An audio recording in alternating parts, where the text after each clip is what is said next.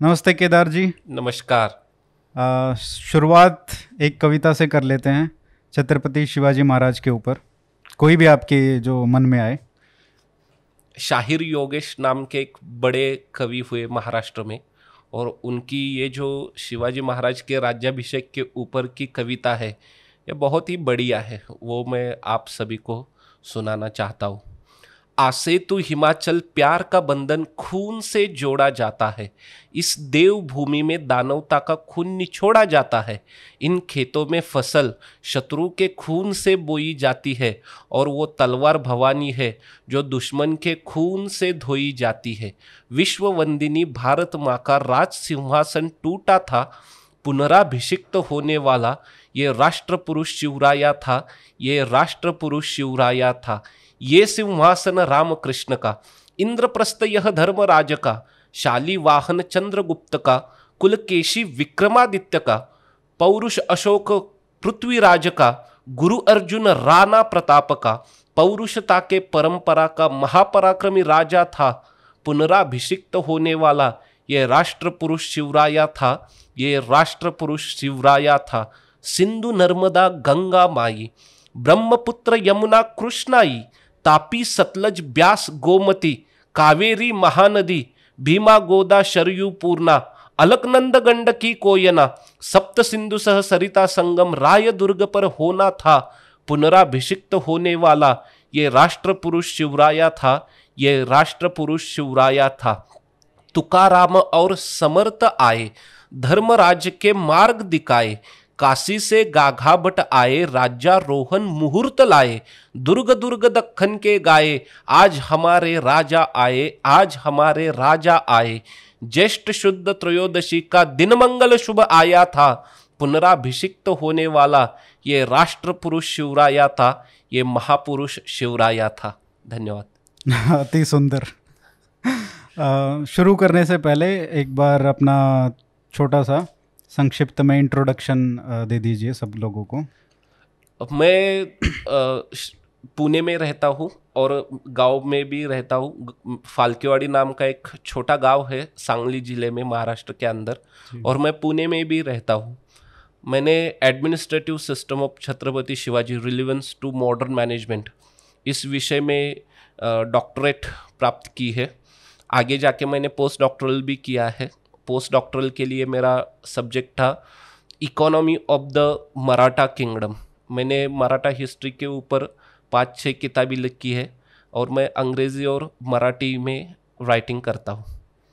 बहुत बहुत धन्यवाद। छत्रपति शिवाजी महाराज के ऊपर हम बात करने वाले हैं, उनके चरित्र के ऊपर बात करेंगे और वो क्या थे वो समझने का प्रयास करेंगे। इसमें सबसे पहले मैं शुरू करना चाहूँगा 1940, लगभग मेरे ख्याल से 200 से भी ज़्यादा उनके जो पत्र हैं वो लोगों को मिल चुके हैं, ओरिजिनल मैन्युस्क्रिप्ट्स। तो 1640 का जो पत्र है वो पहला पत्र हमको मिलता है शायद, है ना? हाँ। तो उसमें क्या खास था, और क्या उसको ये कहा जा सकता है कि जो शिवाजी महाराज का जो कार्यकाल है, एक राजा महाराजा के जो उनका हिंदवी स्वराज्य की जो स्थापना है, क्या वो वहाँ से मानी जा सकती है? हाँ, ऐसा हम कह सकते हैं। उस पत्र की जो तारीख है वो 28 जनवरी 1646 है। शिवाजी महाराज के राज्य की भूमिका क्या थी वो भी हमें उस खत से पता चलता है। और दूसरी बात ये है कि उस पत्र के माथे पे जो मुद्रा लगी हुई है वो शिवाजी महाराज की मुद्रा है। संस्कृत में वो मुद्रा बनी हुई है। ये भी एक रोचक बात है। हाँ, और उस समय सभी उनके जो पिताजी थे शाहजी राजे, उनकी जो माताजी थी जिजा माता आऊ साहेब, और उनके बाकी सभी सेवक जो थे, एडमिनिस्ट्रेटिव ऑफिशियल्स थे शाहजी राजे के, इन सभी की मुद्राएं फारसी में बनी हुई थी। उस समय शिवाजी महाराज की मुद्रा संस्कृत में बनी, और मुद्रा सार्वभौमत्व कथन कर रही थी, जिसे सॉवरेंटी हम कह सके। तो मुद्रा के अंदर जो मैटर था, प्रतिपचंद्र लेखे वर्धिष्णुर विश्व वंदिता, साह सुनो शिवस्या मुद्रा भद्राय राजते। प्रतिपदा की चंद्रमा जैसी बढ़ती हुई, ये शाहजी राजे के जो सुपुत्र है शिवाजी महाराज की ये मुद्रा लोक कल्याण हेतु शोभायमान हुई है, ऐसा इसका सरल अर्थ है। हम्म। ये जो संस्कृत में आया उस समय अगर हम मराठी की बात करें तो उसमें बहुत सारे जो त्रुटियां कह लीजिए या फारसी वर्ड बहुत होते थे, लेकिन शिवाजी महाराज के जो कार्यकाल रहा महाराजा के तौर पे, उसमें लगभग 30 साल के अंदर अंदर बहुत बदलाव मराठी भाषा में हमको देखने को मिला। उसके ऊपर थोड़ा बताइए वो, क्योंकि हमको ये पहले ही पत्र में ये देखने को मिल जाता है कि वो क्या चाहते थे, हाँ, किस तरफ वो जाना चाहते थे और वो उन्होंने अचीव कैसे करके दिखाया। क्योंकि आजकल बहुत सारी डिबेट्स हो रही हैं भाषा के ऊपर कि ये भाषा ऐसे नहीं होनी चाहिए या ऐसे नहीं होनी चाहिए, सबको ऐसे बोलना चाहिए। तो वो मैं जानना चाहता हूँ कि कैसे एक एडमिनिस्ट्रेटर जो है वो बदलाव ला सकता है भाषा में अपने ही समय में। क्या है, भारत में भारत के ऊपर जो भी आक्रमण हुए, एक आक्रमण भाषा के रूप में भी था, और फारसी जो थी वो भारत की एडमिनिस्ट्रेटिव लैंग्वेज हो चुकी थी। सभी लोग फारसी में एक दूसरे के साथ पत्र व्यवहार करते थे, उनका कॉरस्पॉन्डेंस चलता था। शिवाजी महाराज ने ये बात जान ली कि आज हम सार्वभौमत्व की बात कर रहे हैं, लेकिन हमारी भाषा, इस भाषा के आक्रमण कारण, फारसी का आक्रमण है, अरबी का आक्रमण है, इन दो भाषाओं के कारण हमारी भाषा दूषित हो गई है, उसे शुद्ध करना पड़ेगा। अगर हम देखें 1646 से 1650 के बीच का हम एक खत ले लें, तो उस खत में जितने भी शब्द है उस शब्द से प्रमाण मिलाया जाए तो फारसी शब्दों का जो प्रमाण है वो लगभग 70-80% बढ़ गया था मराठी में एक खत मराठी में, लेकिन फारसी या अरेबिक शब्द उसका प्रमाण जो भी शब्द है उससे मिलाया जाए तो वो लगभग 80% तक बढ़ गया था। 1674 में शिवाजी महाराज का राज्याभिषेक हुआ और 1678 में राज्य व्यवहार कोश उन्होंने बनवाया। अच्छा। रघुनाथ पंत हनुमंते और धुंडीराज लक्ष्मण व्यास ऐसे उनके दो बड़े अधिकारी थे। महाराजा ने उन्हें आज्ञा की हमें मराठी भाषा को शुद्ध स्वरूप करना चाहिए, इसलिए हमें ये काम करना है। तो उन्होंने लगभग 1380 शब्द फारसी और अरबी भाषा से और भी दूसरी भाषा से आए हुए थे वो सभी निकाले और संस्कृत या मराठी या दूसरा कोई भारतीय शब्द उस शब्द को दे दिया। ये उनका जो कार्य है वो कहाँ से कहाँ तक चला। अगर हम ऐसा मान ले कि 1646 में ये मूवमेंट शुरू हुई भाषा शुद्धि की, तो एक मूवमेंट का फल मिलने के लिए लगभग 32 साल उन्हें कष्ट उठाने पड़े और वो काम करते रहे बिना थके बिना रुके। महाराजा काम करते रहे और 1678 में राज्य व्यवहार कोश बना। मैं आपको दो पंक्तियां सुनाता हूँ जो खत उनके ऑफिस से जाते थे। उनकी शुरुआत ऐसी होती थी, अजरक्त खाने राजश्री शिवाजी राजे दाम दौलत हो ब जानिब हाल व इस्तकबाल देशमुखान व कारकुनान परगना पूना बिदानत के शहूर सन इसने सबैन व अलफ।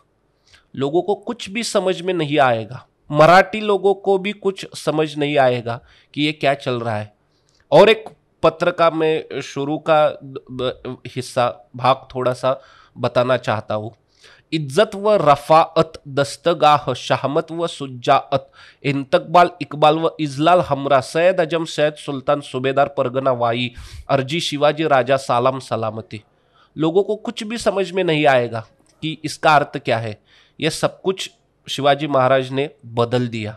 स्वस्ति हिंदू संस्कृत में एक मंगलदायी शब्द है।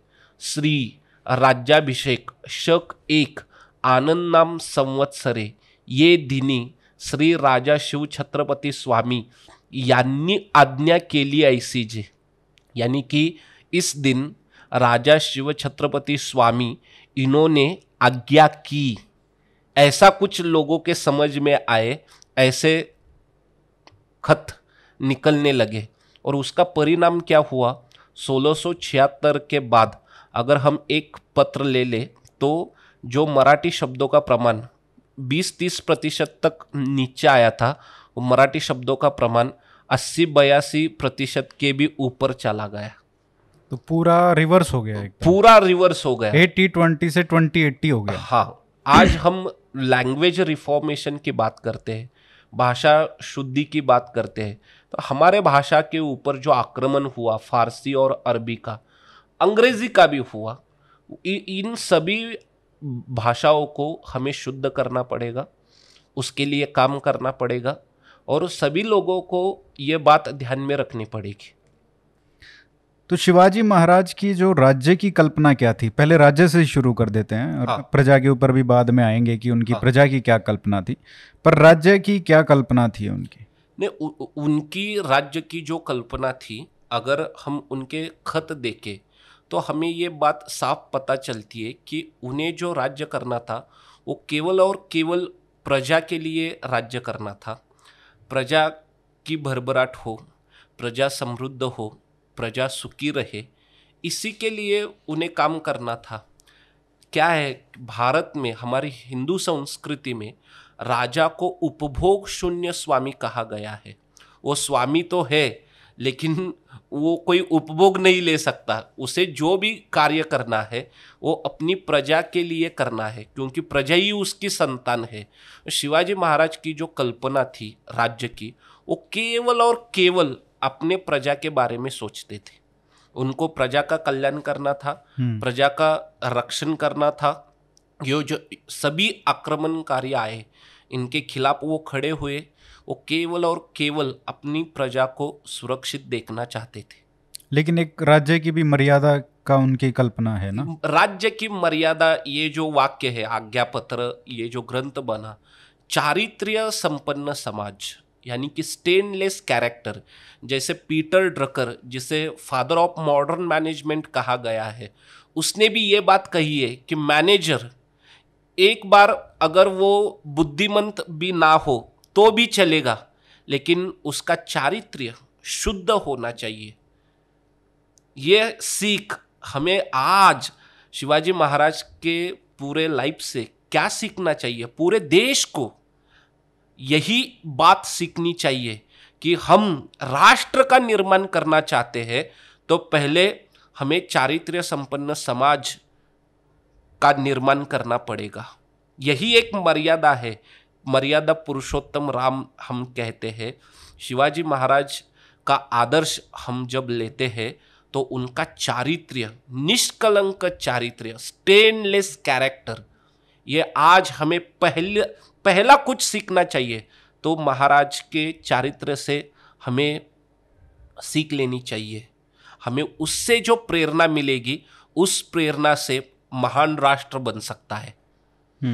और प्रजा की हम बात कर रहे हैं तो काफ़ी बातें होती हैं कि क्या अंतर है कि पहले मुग़ल राज करते थे, पहले ये राजा आया, फिर ये नया राजा आ गया है, तो उसमें क्या अंतर उन्होंने सोचा होगा कि जब मैं राज करूँगा तो मेरे और राज्य में और जो मुग़लों का राज्य है उसमें कुछ तो अंतर दिखना चाहिए। बिल्कुल, वरना तो लोग कहेंगे कि एक राजा गया दूसरा आया, हमारे तो स्थिति नहीं बदली। और ये लोग आज भी कहते हैं कि शिवाजी महाराज में ऐसा क्या था कि आप लोग इतना गुणगान करते हैं। हाँ। तो वो पहले ऐसे राजा करते थे, वो तो सोचते ही नहीं थे किसी का, अपना वो करते थे। तो उस संदर्भ में क्या अंतर था जो उनका राज था, शिवाजी महाराज का राज था, और जो दूसरे राज्य थे? क्या आपने ये प्रश्न पूछने से पहले मुझे लगता है आपने मराठी खत पढ़े हैं थोड़े थोड़े, तो तभी तो ये प्रश्न आपने पूछा है। नहीं, मैं आपको नहीं, मेरे कई मित्र हैं जो सेक्युलर ठीक है माइंड के, तो उनसे जैसे कई साल पहले जब बात होती थी तो हम तारीफ करते थे। हाँ। और वो ये पूछते थे कि क्या फ़र्क पड़ता है कि वो भी ऐसे ही राज करते थे, ये भी ऐसे ही राज करते थे, सब लोग ऐसे ही राजा होते हैं। नहीं, तो वो एक अंतर बताना जरूरी है। मैं आपको 3 खत बताता हूँ, ऐसे मैं आपको बहुत सारे बताऊंगा, लेकिन 3 ये महत्वपूर्ण है। एक जो है वो 1662 में लिखा है, सर्जेराव जेदे नाम का उनका एक अधिकारी था, उससे ये खत लिखा है। इस खत लिखने का कारण अलग है। शायस्ता खां जो औरंगजेब का मामा था, वो 3 साल तक पुणे में रहा, लाल महल वहाँ पे वो रहता था। उसके जो सैनिक थे, मुगल सैनिक, वो महाराष्ट्र में इधर उधर घूमते, प्रजा में हड़कंप मच जाती, प्रजा के ऊपर वो आक्रमण कर देते, उनका जो भी बचा कुचा है वो छीन के ले आते। ऐसे ही शायस्ता खां के सैनिक उस क्षेत्र में चले गए। तो जैसे ही ये बात महाराजा को पता चली कि मुगल सैनिकों ने भोर क्षेत्र में आक्रमण किया है, ये वहाँ एक गांव है, मोटा गांव शहर है, वहाँ उन्होंने आक्रमण किया है मुगल सैनिकों ने। तो शिवाजी महाराजा ने सर्जेराव जेदे से कहा कि मुगल अब तुम्हारे क्षेत्र में आ गए हैं, अब ये तुम्हारी जिम्मेदारी है कि मुगलों से अपनी प्रजा का रक्षण करना। तुम इन सभी लोगों को, हमारे लोगों को ऐसी जगह ले जाओ जहाँ तक ये मुगल सैनिक ना आ सके। पहाड़ों पे जाओ, ऊंची जगह जाओ, कहीं पे भी जाओ, लेकिन इस बात का ध्यान रहे कि मुगल वहाँ तक ना आए, हमारी प्रजा को वो बंदी ना बनाए और बंदी बना के वो ले जाए। उनके मन में एक ही विचार चल रहा है और वो विचार ये है, अपनी प्रजा की सुरक्षा करना। ये पहला खत हुआ। दूसरा खत मैं आपको बताता हूँ। सामान्य तौर पर मुगलों को मराठी तो समझ नहीं आती थी, तो मुगल लोगों को शिवाजी महाराज की भूमिका क्या थी ये पता चले, इसलिए उन्होंने मुगल सोल्जर्स जो थे, जो मनसबदार थे, उन सभी को एक फारसी में खत भेजा, फारसी में, ताकि मुगल भी समझ जाए कि महाराजा की भूमिका क्या है। मुगल औरंगजेब को झूठा लिखते थे, आज हमने शिवाजी महाराज का पराभव किया, आज ये किला जीता, कल वो हुआ, ऐसा सब कुछ झूठा, एक भी बात सच नहीं थी। तो महाराजा ने उन्हें ठीक ढंग से समझाया कि आप हर दिन बादशाह को झूठी खबरें लिखते हो, आपको शर्म नहीं आती झूठा लिखते हुए? ये मेरा कर्तव्य है, मेरी मातृभूमि का संरक्षण करना ये मेरा कर्तव्य है, और आप झूठी बातें लिखते हो कि हम शिवाजी महाराज को जल्द ही परास्त करेंगे। ये मेरा मुल्क कैसा है, नदियां यहां से जोर जोर से बहती है, यहां पे ऊंचे ऊंचे पहाड़ है, आज मेरे लगभग 60 किले, वो भी मजबूत, आज आपके खिलाफ लड़ने के लिए तैयार है। अफजल खां बीजापुर का वो यहां आया, उसकी हालत क्या हुई? आपका मामा 3 साल से यहां पे काम कर रहा था, उसकी हालत क्या हुई? ये इतिहास, सूर्य प्रकाश इतना स्वच्छ होता है, उतना स्वच्छ है, और आप बादशाह को झूठी बातें लिखते हैं। मुहाफिजत वतन खुद लाजिमा, समंदे तलाशे बेकयास, समंदे तलाशे बेकयास, यहां तक कि आप अपनी कल्पना में भी यहां पे घोड़ा नचा नहीं सकते, और आप मेरा मुल्क जीतने की बातें करते हैं। मेरा वतन, ये जो मेरी मातृभूमि है, ये जो मेरी पितृभूमि है, इसका संरक्षण करना ये मेरा आद्य कर्तव्य है, और इस कर्तव्य बजाने से मैं कभी भी नहीं चूकूंगा। ये क्या है सब कुछ, क्या फर्क है दूसरे राजाओं में, महाराजाओं में और शिवाजी महाराज में? इसके कारण ये सब खत मैं आपको बताता हूँ। तीसरा खत मैं आपको बताता हूँ। ये खत शिवाजी महाराज ने 9 अप्रैल 1674 को लिखा है, यानी कि 2 साल पहले। नहीं 1674, राज्याभिषेक जो उनका हुआ उसके केवल 2 माह पहले, 2 महीने, केवल 2 महीने पहले उन्होंने उस खत में लिखा है, आप रात को सोते समय दिया जलता छोड़ेंगे चूहा आ जाएगा और वो जो दीपक है, हाँ, कपास की जो वो बनती है ना, वो सूंघ के ले जाएगा।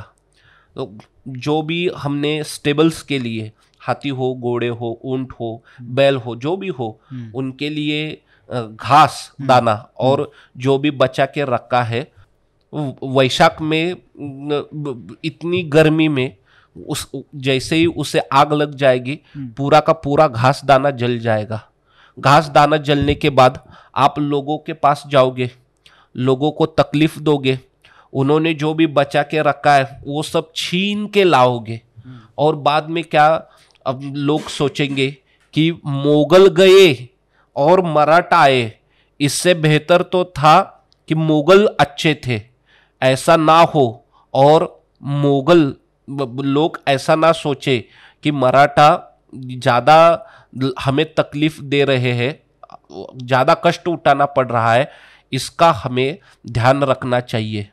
अगर घास दाना पूरा नष्ट हो जाएगा तो क्या हो जाएगा, आप लोगों को तकलीफ देने लगोगे, ऊपर से ये जो हमारे हाथी घोड़े ऊंट बैल सब कुछ है ये मरने लगेंगे।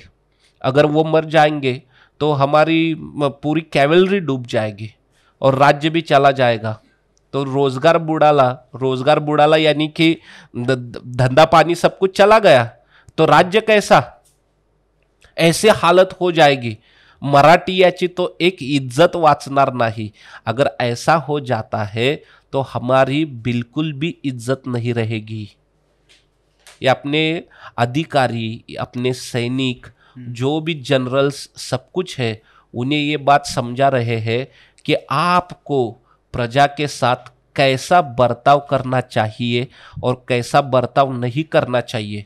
उनका अंतिम लक्ष्य क्या दिखाई देता है इन सभी तथ्यों से, उन्हें केवल और केवल प्रजा की चिंता है।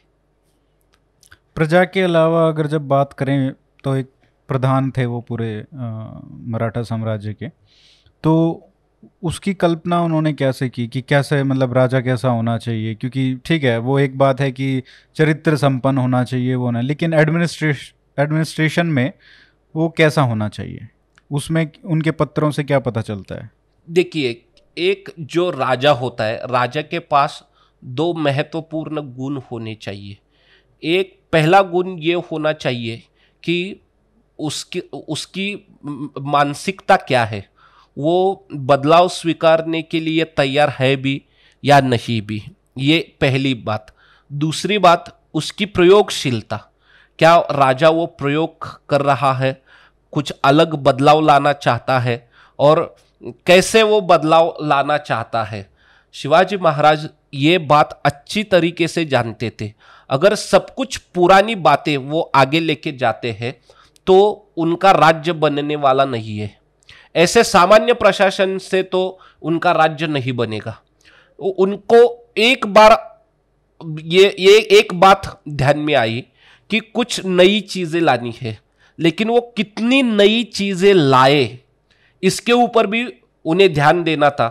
क्योंकि अगर वो बिल्कुल सब कुछ नया लाते तो लोग तो तैयार नहीं थे सब कुछ नया स्वीकारने के लिए। तो उन्होंने क्या किया कि कितना पुराना आगे चलाया जाए और कितना नया लाया जाए, इसका जो एक परफेक्शन था, सामंजस्य बनाया बिल्कुल। और उसी से उनकी महानता बनती है कि एक एडमिनिस्ट्रेटर को क्या करना चाहिए। रिफॉर्मेशन, सिस्टम रिफॉर्मेशन का जो कार्य होता है वो ज्यादा क्या कहे कि हार्ड होता है, और उस सिचुएशन को रूलर किस तरीके से हैंडल करता है उसी के ऊपर उसका आगे का जो भी उसकी मूवमेंट होती है वो बनी रहती है। ये बातें अगर हम शिवाजी महाराज के खत पढ़े, बार बार पढ़े, तो ये हमें दिखाई देता है कि इन्होंने एक ठीक ढंग से अच्छा बैलेंस किया कि कितनी पुरानी बातें हमें आगे ले जानी है, कितनी नई लानी है, और इसका एक अच्छा कॉम्बिनेशन बने और एक प्योर सिस्टम बने। वो सिस्टम कैसी हो, सिस्टम ऐसी हो जो सामान्य लोगों के काम आए, अधिकारियों के भी काम आए और राज्य के भी काम आए।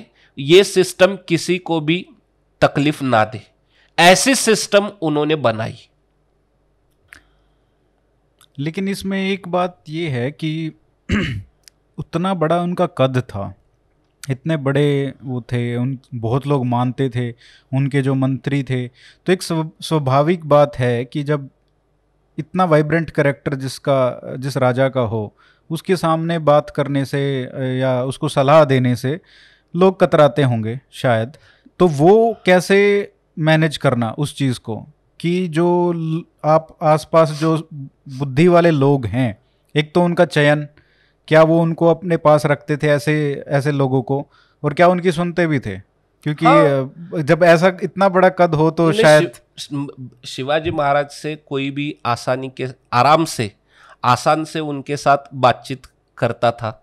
जो क्रॉनिकल्स है, क्रॉनिकल्स अगर हम पढ़े, या अगर हम अंग्रेजी खत पढ़े या पोर्चुगीज खत पढ़े या डच खत पढ़े, तो हमें साफ पता चलता है कि कोई भी आदमी हो वो शिवाजी महाराज के साथ आराम से बात कर सकता था। तो वो सहजता कैसे बनाते थे? नहीं, वो सहज डायलॉग्स जो होते थे वो सहज ही होते थे। वो सभी लोगों के लिए वो उपलब्ध थे, सभी लोगों से वो मिलते थे, और प्रजा के लिए तो वो हमेशा के लिए उपलब्ध थे। उनके जो खत है, उन खतों में उन्होंने जो महत्वपूर्ण वाक्य लिखे हैं, अगर हम उन वाक्यों के ऊपर ध्यान दें तो हमें पता चलता है कि शिवाजी महाराज किस पद्धति से ये जो डायलॉग करते थे। और उनका एक क्या होता है कि डिसेंट्रलाइजेशन की जब बात आती है, डिसेंट्रलाइजेशन तभी हो सकता है जब हम दूसरे लोगों के ऊपर विश्वास दिखाएं। मैं आपको एक बात बताता हूँ, शिवाजी महाराज ने सिकंदर आदिल शाह से एक बार कहा, क्या हुआ, दिलीर खान ये जो मुगल मनसबदार था, बड़ा था, उसने 1679 में विजापुर के ऊपर हमला बोल दिया और पूरे विजापुर को घेर लिया। तो विजापुर के लोगों ने शिवाजी महाराज को खत लिखा और उनसे सहायता मांगी। शिवाजी महाराज ने कहा कि ठीक है, मैं आपकी सहायता करूंगा, मैं 5000 सैनिकों के साथ सिकंदर आदिल शाह से मिलने आ रहा हूं। तो सिद्दी मसाउद उस समय विजापुर का वजीर था। तो सिद्दी मसाउद ने कहा कि आप बादशाह से मिलने तो आ जाइए, लेकिन 5000 सैनिकों के साथ मत आइए, केवल 500 सैनिकों के साथ आइए। तो उनके एक मंत्री थे, उनका नाम था मोरोपंत पिंगले। उन्होंने शिवाजी महाराजा से कहा कि महाराज ठीक है, आज हम एक हो गए हैं, तो हम उन्हें मिलने जा रहे हैं, लेकिन क्या पता कि हमारी और उनकी पुरानी दुश्मनी है और लगभग 20 साल से 30 साल से हम उनके साथ झगड़ रहे हैं, जूझ रहे हैं। अगर उनके मन में कोई भी गलत विचार आ जाए और वो कुछ गलत करे तो हमें उनसे नहीं मिलना चाहिए। तो महाराजा ने उनकी बात सुन ली। यही एक राजा होता है कि उसे क्या ठीक है क्या गलत है इसकी जान पहचान होनी चाहिए। और आज्ञापत्र ये जो ग्रंथ है, उस ग्रंथ में भी लिखा है, कार्यभागी बुद्धिमंत असतील त्यास पुसावे। ये जो जीनियस लोग होते हैं उनको साथ में रखना चाहिए, उन्हीं से राज्य बनता है। ये जीनियस ऊपर से नहीं टपकते, ये पैदा नहीं होते, ये समाज में बिखरे होते हैं, इनको ढूंढना पड़ता है। जैसे हम हीरा बनवाते हैं, उनको एजुकेशन सिस्टम से तैयार करना पड़ता है और बाद में राष्ट्र के काम उन्हें लगवाना पड़ता है, तब भी आपका राज्य बनता है। यही शिवाजी महाराज ने सभी लोगों को सिखाया है कि ये आप कीजिए, ये जीनियस जो है उन्हें ढूंढ निकालिए, वही आपका राज्य चलाएंगे, वही आपका राज्य चलाने के काम आएंगे, वही आपका राज्य बढ़ाएंगे। एक आदमी तो लीडरशिप और जनरलशिप ये काम तो शिवाजी महाराज करते, लेकिन किन लोगों को साथ में लिए, किन लोगों की सहायता लिए उन्होंने ये सब किया, उन लोगों का योगदान, उनका कंट्रीब्यूशन भी महत्वपूर्ण है। और यही बात हमें उनके चारित्र्य से पता चलती है कि लोग क्या है कि एक मराठी में कहावत है, आयुष्यात काय मिळवायचंय तर मित्र मिळवा। क्या प्राप्त करना है पूरे आयुष्य में? मित्र, अच्छे लोग। शिवाजी महाराज ने यही सिखाया है। बार बार आपको लोग नहीं मिलेंगे, तो आप लोगों के साथ ठीक ढंग से रहिए, अच्छी बातें कीजिए, मित्रत्व को बढ़ावा दीजिए। यही सीख है शिव चरित्र की। बुद्धिमंत आपने बात कही। हाँ इसके और भी कुछ एपिसोड्स हैं, एग्जाम्पल्स हैं? हाँ, कितने मैं बताऊं। एक रायगढ़ दो का और मेरे रायगढ़ ख्याल का से बात नहीं, करना। रायगढ़ का जो निर्माण किया है हिराजी इंदुलकर नाम का उनका एक आर्किटेक्ट इंजीनियर था, सिविल इंजीनियर कहे या आर्किटेक्ट, आपको जो नाम देना है वो आप दे दीजिए।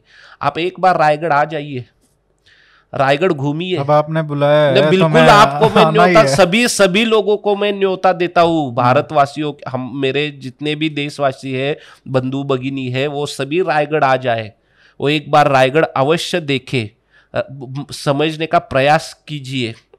जो रायगढ़ का उन्होंने निर्माण किया है वो इतना अद्भुत है, इतना अद्भुत है। मैं कितने आदमियों के नाम बताऊं। ये जो जीनियस होते हैं, बुद्धिमंत, वो हमेशा आपके राज्य में होने चाहिए, उन्हीं से हमारा राज्य बनता है।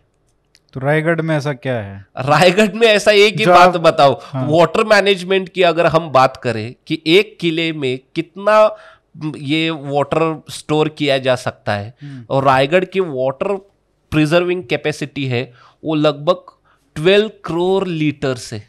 How many? 12 crore litres. William Finch नाम का एक इंग्लिश ट्रैवलर था, उसने 1610 में फतेहपुर सीकरी को विजिट की, और उसने बताया कि सब कुछ रुइन्ड है, सब कुछ।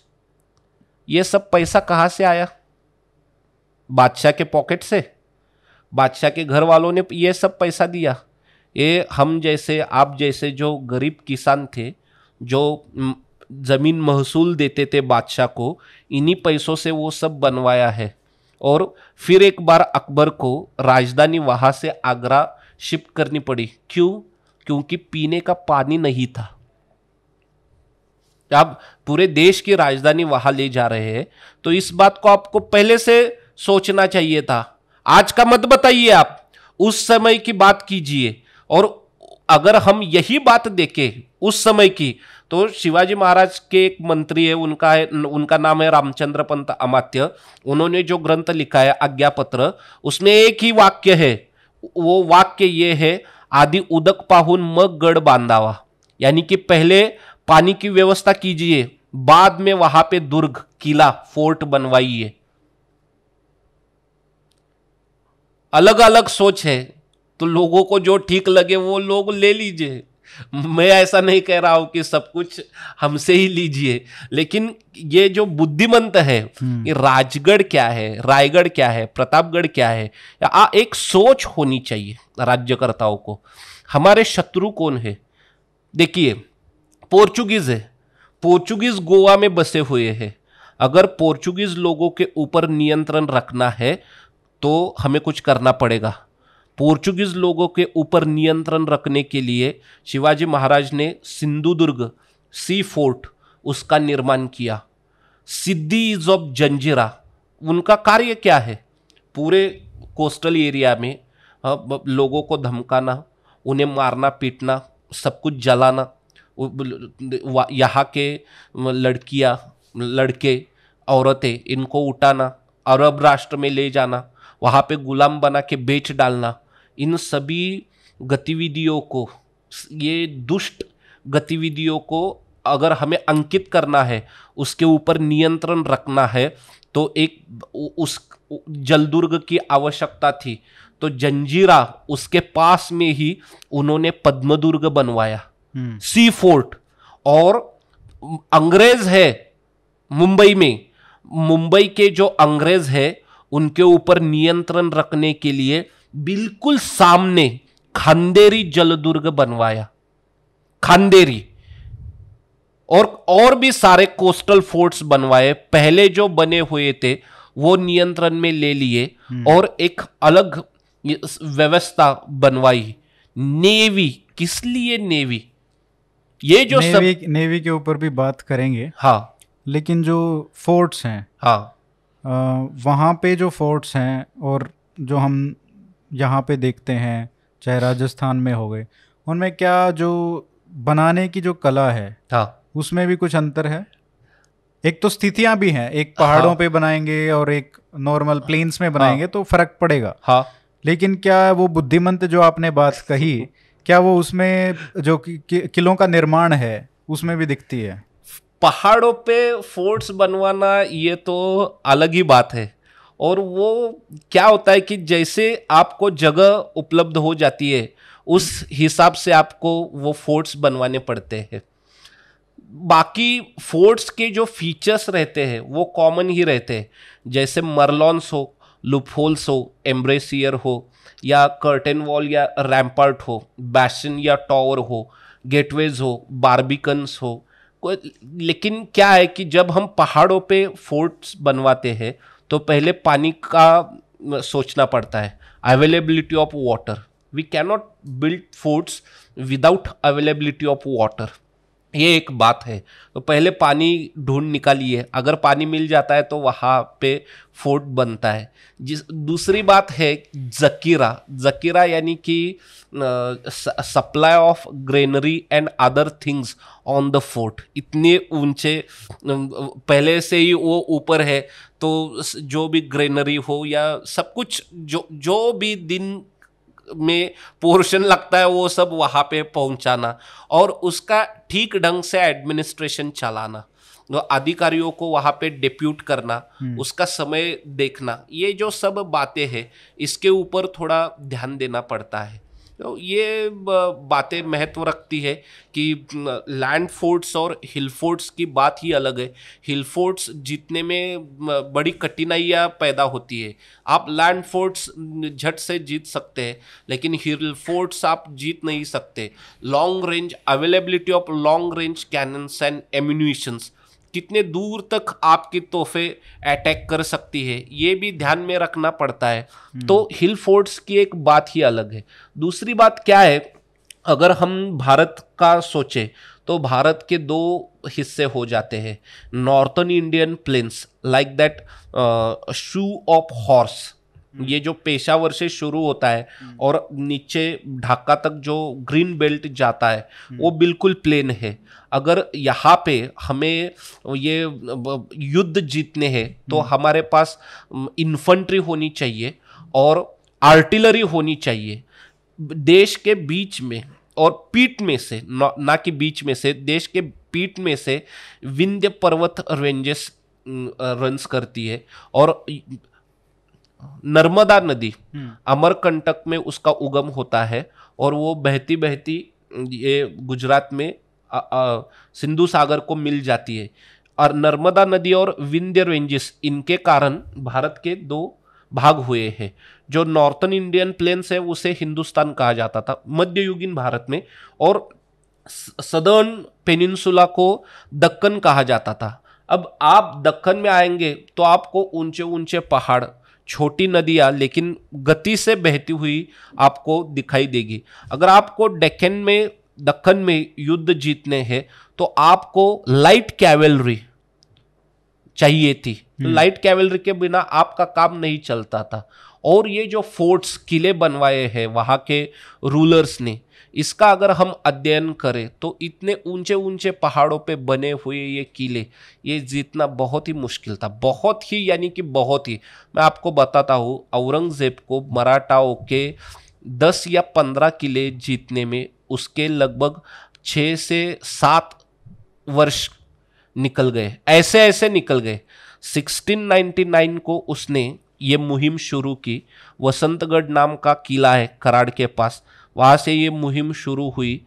और वाकिन खेड़ा नाम का बेरड लोक है कर्नाटक और महाराष्ट्र की सीमा में, वो उनका जो किला था उसने वो जीत लिया। ज़्यादा से ज़्यादा 15 या 20 इतने किले जीतने में लगभग ये 1706 तक वो जूझता रहा। केवल 15 या 20, और उसमें से इंपॉर्टेंट कितने हैं, 8 या 9, बाकी सब सेकेंडरी फोर्ट्स है। ये एक महत्व है कि कैसा समय मुगलों का वेस्ट हो गया, ऐसे ही चला गया। और औरंगजेब तो मेरे ख्याल से 40 साल 30 साल महाराष्ट्र में, हाँ, महाराष्ट्र में तो वो लगभग 40 साल रहा। 40 साल रहा। हाँ। और अपने फिर एक बार आने के बाद दिल्ली में, हाँ, दिल्ली से महाराष्ट्र जाने के बाद फिर वापस वापस नहीं आया, वापस लौट नहीं पाया। तो जीता कौन? तो मराठा ही जीते। क्योंकि वो जो हासिल करने आए थे वो तो हुआ नहीं। तो वो नहीं, क्या है कि अब मैं किसी का नाम नहीं लेना चाहता, फिर थोड़े एक वर्ष बाद सभी के नाम लूंगा, कुछ अभी लोगों के नाम नहीं लेना चाहता। तो उनको ऐसा लगता है कि औरंगजेब की मुहिम 1687 में ही खत्म हुई, बीजापुर और गोलकुंडा जीतने के बाद। तो आगे के 20 साल वो महाराष्ट्र में क्यों रहा, उसका उत्तर उनके पास नहीं है। तो मेन जो उद्देश्य था, मुख्य उद्देश्य था, वो महाराष्ट्र जीतना ही था। नहीं नहीं नहीं नहीं, अगर हम मासिर आलमगीर ये एक ग्रंथ देख ले तो मराठाओं के खिलाफ औरंगजेब ने जो मुहिम शुरू की थी, उस मुहिम को औरंगजेब ने जिहाद कहा था।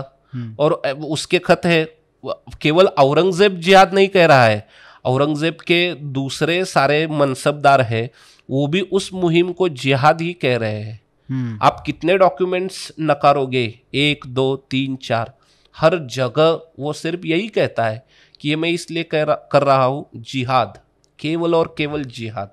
और वो पूरा नहीं हो सकता था जब तक मराठा वहां पर थे और शिवाजी जहां पर मैं आपको एक ही सेंटेंस में बताऊं, एक ही सेंटेंस में, जिस समय शिवाजी महाराज का उदय हो गया था उसी समय मुगलों का पतन होना है, ये बात तय थी। कैसे? अब जो आगे का जो इतिहास है आपके सामने वो इतना बड़ा इतिहास है, कोई भी आपको बता सकता है। कोई नहीं जानता था। हाँ, उस समय किसी को विश्वास नहीं था। ये आज मैं ये कह रहा हूँ। हाँ। ये इतिहास होने के बाद ये स्टेटमेंट कर रहा हूँ। हाँ, ये तब ऐसा नहीं है कि मैं उस समय का कह रहा हूँ, मैं इस समय का कह रहा हूँ कि जिस समय शिवाजी महाराज का उदय हो गया, rise of the Maratha power, उसी समय downfall of the Mughal empire ये तय था। हाइंडसाइट में हम जरूर कह सकते हैं। हाँ, बिल्कुल सही बात। ये हिस्टोरियन के तौर पर नहीं कह रहा हूँ, एक आम आदमी के तौर पर कह रहा हूँ।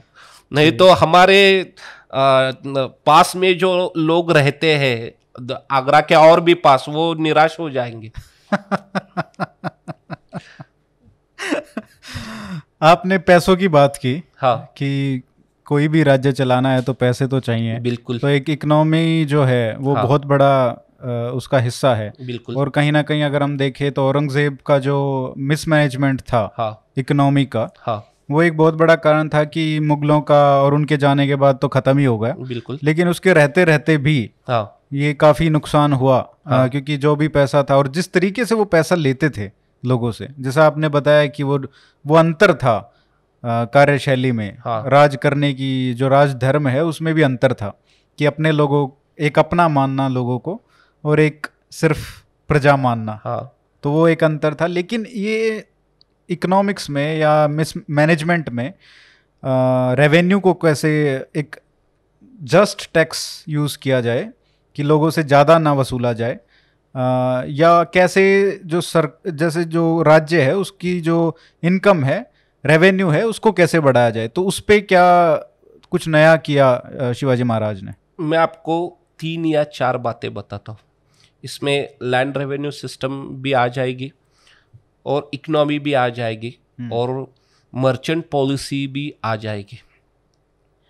शिवाजी महाराज ने पहले वतनदारी सिस्टम जो थी वो रिफॉर्म की, वो एक अलग सब्जेक्ट है। वतनदारी व्यवस्था क्या थी, ये सब कुछ वो फिर कभी बताऊंगा। वतनदारी सिस्टम रिफॉर्म होने के बाद उन्होंने लैंड रेवेन्यू सिस्टम के ऊपर ध्यान दिया। उस समय जो जमीन नापी जाती थी, उस जमीन नापने का जो मेजरमेंट ये गज से नापी जाती थी, और गज जो बनता था वो बादशाह का हाथ जितना होता था, उस हाथ से वो गज बनता था। बादशाह बदलता तो गज का साइज भी बदल जाता। तो ये जो तो ये गज जो आया है ये उसके हाथ से, जितना उसका हाथ है उसका एक गज बन जाता। वो उसके डिटेल में अभी नहीं जाना है, वरना एक प्रोग्राम उसी के ऊपर बनाना पड़ेगा। तो अकबर तो छोटा था उसका। ठीक है ना, उसका इलाही गज उसे कहते थे। अच्छा। गज उन्होंने बिल्कुल रिप्लेस किया शिवाजी महाराज ने, और मुट्ठी की, फीस्ट की काटी लाई। वो काटी, ये सब आपको किताबों में मिलेगा कि वो काटी का साइज, उसकी साइज कितनी थी काटी की। उन्होंने अच्छा, वो ऐसे नहीं था कि जो राजा है उसकी, ये फिस्ट जनरली इतना तो अंतर नहीं पड़ता है, हाँ। गज का जितना बदल जाता है उतना काटी का नहीं बदल जाता। क्या उन्होंने जमीन पहले माप ली, उसका डिवाइडेशन किया। जमीन के लगभग 12 प्रकार होते थे, तो पहले 5 प्रकार उन्होंने उसके ऊपर काम किया कि पहले 5 प्रकार का आप विचार विनिमय कीजिए। जो फर्स्ट ग्रेड लैंड होती थी उसे अव्वल कहा जाता था, या उसे इस्तावा जमीन, रेवेन्यू देने वाली पोलाजी जमीन, पोलाजी या इस्तावा या अव्वल कहा जाता था। सेकेंड ग्रेड लैंड जो होती थी उसे दुव्वल कहा जाता था। थर्ड ग्रेड लैंड जो होती थी उसे सीम कहा जाता था। जो फोर्थ ग्रेड लैंड होती थी उसे चतुर्थ, और बाद में मुरमाड़ यानी कि फिफ्थ ग्रेड लैंड कहा जाता था। शिवाजी महाराज ने कहा कि आप केवल अव्वल जमीन के ऊपर आपको रेवेन्यू देना है, बाकी दूसरी जमीन 5 साल बाद दुव्वल अव्वल में कन्वर्ट हो जाएगी, सीम दुव्वल में कन्वर्ट हो जाएगी। ऐसा वो साइकिल चलता था। क्या होता था, मुगल साम्राज्य और आदिलशाही सल्तनत में सभी किसानों को लैंड रेवेन्यू सिर्फ और सिर्फ पैसों में देना पड़ता था। लेकिन शिवाजी महाराज ने कहा कि अगर किसानों को लैंड रेवेन्यू ग्रेन में, धान्य के स्वरूप देना है तो भी चलेगा। पैसों में आपको रेवेन्यू देना है तो 33% देना पड़ेगा, और धान्य में देना है तो 40% देना पड़ेगा। ये 7% एक्स्ट्रा किस लिए? जब ये सब धान्य इकट्ठा करना, वो गोदामों में इकट्ठा करना, और जब वो खराब ना हो उसका ध्यान रखना, और बाजार में उसके भाव दाम बढ़ने लगे तो उसे बेचना और नफा प्राप्त करना, ये जो सब प्रोसेस चलती थी, इसके लिए वो 7% उन्होंने ज्यादा लिया। अगर कोई किसान ये उसका रेवेन्यू धान्य में देता है तो, अब मैं आपको कुछ 3-4 बातें बताता हूं। मानो 3, 4, 5, 6 किसान है, हर किसी किसान के पास 10 एकड़ 10 एकड़ 10 एकड़ इतनी जमीन है। सभी किसानों ने एक ही फसल बोई, सभी किसानों का एक ही समय उत्पादन आया, सभी किसानों को एक जैसा उत्पादन मिला। अगर हमें रेवेन्यू पैसों में देना है तो हमें क्या करना पड़ेगा, हमारा प्रोडक्शन तुरंत बाजार में बेचना पड़ेगा। एक ही समय आई हुई फसल और बाजार में बढ़ता हुआ सप्लाई ऑफ ग्रेन, मूल्य घट जाएगा, उसका मूल्य घट जाएगा और किसानों को कोई फायदा नहीं होगा, नफा प्राप्ति नहीं होगी। तो शिवाजी महाराज ने सप्लाई कंट्रोल कैसे किया जाए इसके ऊपर ध्यान दिया। बाद में क्या होगा, जब बाजार में धान्य के दाम बढ़ने लगेंगे तब जैसे किसान उसका प्रोडक्शन बेचेगा वैसे राज्य भी उसका प्रोडक्शन बेच सकता है और उन्हें ये नफा फायदा हो जाएगा। दूसरी बात बताता हूं, मानो किसी ने हमारे राज्य के ऊपर आक्रमण किया तो क्या होता, औरंगजेब किसी भी एक्सपीडिशन में, औरंगजेब कोई एक्सपीडिशन किसी के ऊपर सौंपता, मिर्जा राजा जैसी हो, शायस्ता खां हो और भी कोई हो, कम से कम 50 या 60 हजार सैनिक, हाथी घोड़े ये सब कुछ अलग, केवल और केवल सैनिक 50 या 60 हजार होते। तो ये क्या खाते, जो फसल खड़ी है उनमें वो हाथी घोड़े छोड़ देते। ऐसे आक्रमण समय हम क्या करते, बेचारे किसान या सामान्य प्रजा क्या खाती? वही जो अनाज हमने पहले से किलो के गोदामों में इकट्ठा करके रखा है उसका उस समय उपयोग हो सकता था, सूखा पड़ जाता या बाढ़ आ जाती और भी कोई नेचुरल कैलेमिटी आ जाती तो हम क्या करते? तो इस अनाज का हम उस समय उपयोग कर सकते थे। ये जो फर्क है, रेवेन्यू सिर्फ और सिर्फ पैसों में इकट्ठा करना और रेवेन्यू पैसों के साथ अनाज या धान्य में इकट्ठा करना, ये जो दूरदृष्टि उन्होंने दिखाई ये महत्वपूर्ण है। मैं आपको औरंगजेब के 2 फरमान बताता हूँ। एक फरमान रसिकदास करोरी जो बिहार सूबे का सूबेदार था उससे लिखा है, और दूसरा मोहम्मद हाशिम जो गुजरात का दीवान था उससे लिखा है। इस मोहम्मद हाशिम को जो फरमान लिखा है वो फरमान सभी लोगों को पढ़ना चाहिए। एक पैरा बताता हूँ। जो भी किसान पात्र है खेती कसने के लिए लेकिन वो तैयार नहीं है, तुम वहां जाओ, किसानों को डराओ, धमकाओ और उन्हें मजबूर करो कि वो खेती करे, फसल उगाए। बाद में जो भी किसान रेवेन्यू पैसों में देने के लिए तैयार नहीं है तो तुम उसके बीवी बच्चों को कैद करो, बाजार में जाओ, उन्हें गुलाम बना के बेच डालो और रेवेन्यू कवर करो। ये औरंगजेब के फरमान में लिखा है, मैं झूठ नहीं कह रहा हूं। आपको मैं अब भी दिखा सकता हूं कि औरंगजेब के फरमान में ये सब इंस्ट्रक्शंस दिए गए हैं। मोहम्मद हाशिम को जो फरमान लिखा है उस फरमान में क्या किसी मराठा रूलर्स ने ऐसी इंस्ट्रक्शंस दी है? किसी के पास भी एक भी एविडेंस है तो वो लेके आ जाए। ये मैं इसलिए नहीं कह रहा हूं कि मैं स्वयं मराठा हूं या मराठा हिस्टोरियन हूं या मराठाओं का पक्ष रखता हूं, बिल्कुल भी नहीं है। मैं तो हिस्टोरियन हूं। मेरे सामने जो भी एविडेंसेस आएंगे मेरा कर्तव्य है कि मैं लोगों को जो भी बताऊं सच बताऊं, झूठ ना बताऊं। यह मेरा कर्तव्य है। जो सच सामने आया मैंने लोगों के सामने सच रखा। अब वो लोगों की अगला जो काम है वो लोगों का है, वो उसे स्वीकारना है या ना स्वीकारना है वो लोगों का काम है। लेकिन हिस्टोरियन के स्वरूप जो भी मुझे बताना चाहिए था मैंने ये सब कुछ बता दिया और मैं नहीं डरता। लेकिन जैसे आपने कहा लोगों को तो पता ही नहीं है कि ये फरमान भी है औरंगजेब का, इस तरीके के फरमान भी हैं। तो जो आपके जो प्रेडेसेसर्स हैं हिस्टोरियंस जो अभी तक आए हैं वो तो उनकी मेहरबानी है कि लोगों को पता ही नहीं है ये सब भी हुआ है। अब पता चल जाएगा सभी लोगों को धीरे धीरे।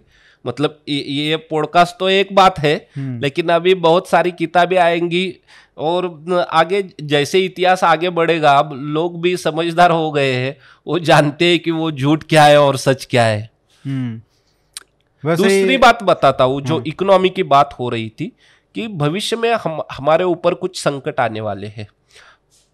अगर हम उन सभी संकटों को ठीक ढंग से फेस करना चाहते हैं तो हमें पहले से कुछ रुपया पैसे इकट्ठा करके ठीक ढंग से डिसिप्लिन के साथ रखने पड़ेंगे। हमें शिवाजी महाराज के 2 मेमोरेंडम्स मिले हैं। एक मेमोरेंडम में उन्होंने 1,75,000 होन्स, एक फोन यानी कि 3.5 और 4 रुपीज, इतना रिजर्व फंड केवल किलो के रिकंस्ट्रक्शन और मरम्मत के लिए अलग रखे हैं ये पैसे। उनमें से 50,000 होन केवल राजधानी रायगढ़ के लिए है। और दूसरा एक मेमोरेंडम है, उस मेमोरेंडम में उन्होंने स्वयं कहा है कि जिस समय मुगलों के साथ युद्ध शुरू हो जाएगा उस समय हम पैसों के लिए इधर भागेंगे उधर भागेंगे, पैसे नहीं मिलेंगे तो युद्ध कैसे आगे बढ़ेगा।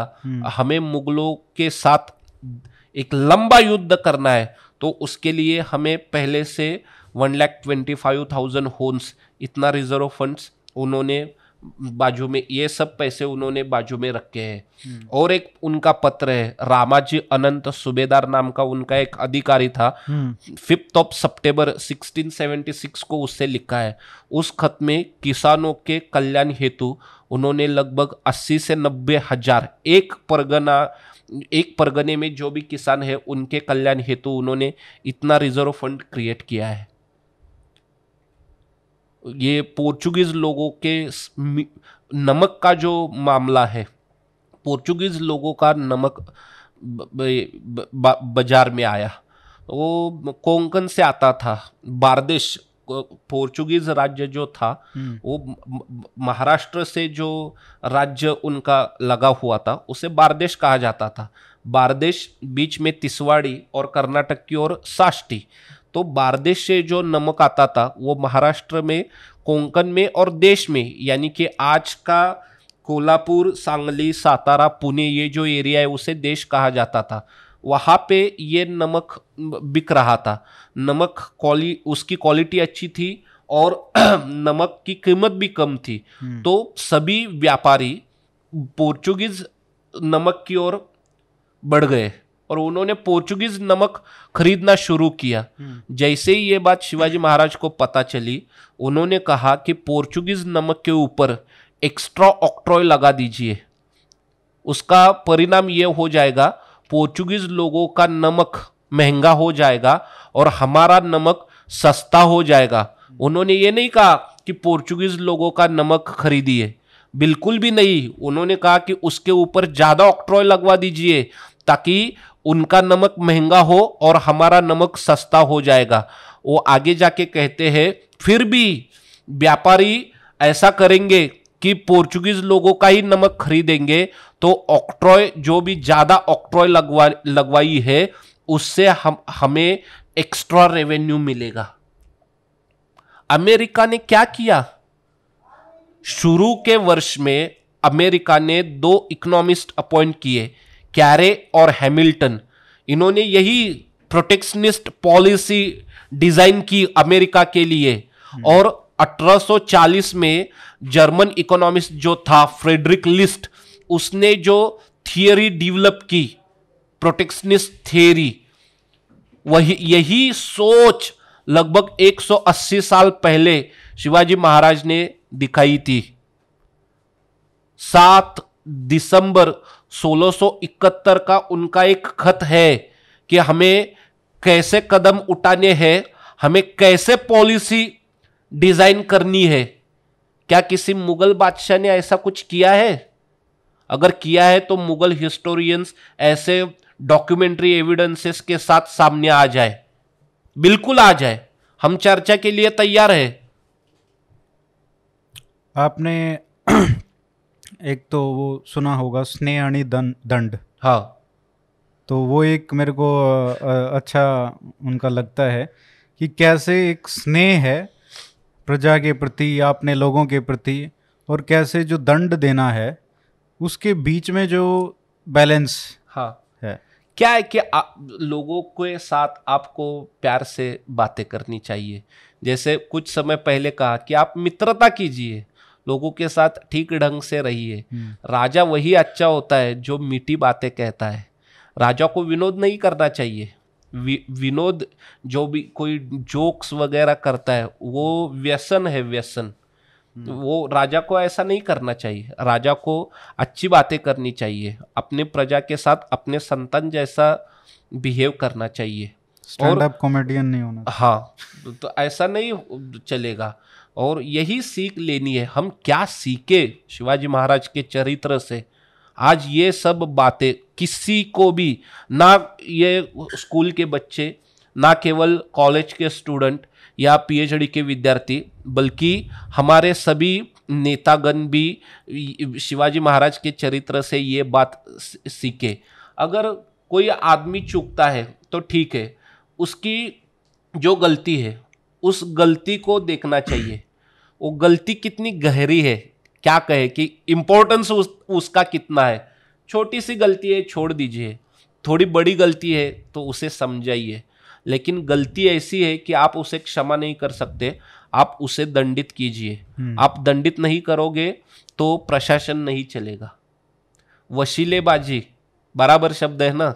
नहीं, मेरे को नहीं पता क्या मतलब है। वशीले क्या, मैं भी नहीं जानता, मैं दर्शकों से क्षमा चाहता हूँ। वशीलेबाजी यानी कि बढ़ावा देना किसी को।